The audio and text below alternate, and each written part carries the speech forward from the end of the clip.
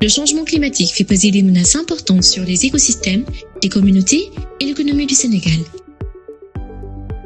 Le budget citoyen vert 2024 vise à relever ces défis en allouant près de 49 milliards de francs CFA au ministère de l'Environnement, du Développement durable et de la transition écologique. Le budget s'articule autour de 4 grands programmes. La lutte contre la déforestation, la conservation de la biodiversité, la gestion des impacts des changements climatiques et l'animation et la coordination administrative.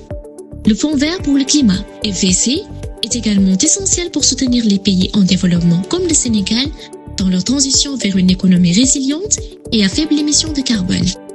Les objectifs du FVC reposent sur 3 piliers stratégiques: l'atténuation, l'adaptation et la gouvernance climatique. L'atténuation se concentre sur la réduction des émissions de gaz à effet de serre grâce à des énergies propres et à l'efficacité énergétique, tandis que l'adaptation cible les secteurs vulnérables afin de réduire les effets du changement climatique. La gouvernance climatique vise à assurer une gestion inclusive et efficace des projets climatiques, notamment en développant des cadres institutionnels transparents et en sensibilisant les parties prenantes. Les régions comme Fatick, Ziguinchor et Saint-Louis bénéficient de projets ciblés pour préserver leurs écosystèmes et renforcer les économies locales. Fatick, dont le delta du Saloum est classé au patrimoine mondial de l'humanité, est confronté à des problèmes tels que l'érosion côtière, la salinisation des terres agricoles et la disparition des mangroves. Ziguinchor, une région rurale où plus de 60% de la population vit dans la pauvreté, s'attaque aux défis climatiques par le biais du reboisement, de la réhabilitation des palmeraies et de solutions énergétiques propres.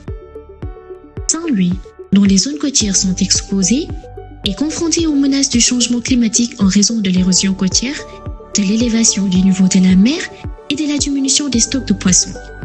Les secteurs clés financés par le GCF comprennent l'énergie renouvelable, l'agriculture, l'eau et l'assainissement. Les projets énergétiques tels que le parc éolien de Taïba-Ndiaye et la centrale solaire de Bohol visent à réduire les émissions, à étendre l'accès à l'électricité et à créer des emplois verts.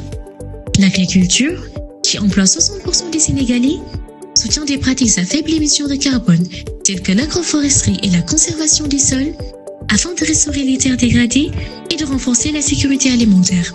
Le programme d'Horizon 2025 inscrit en son axe 2, qui a pour objectif de promouvoir un développement durable, respectueux de notre environnement.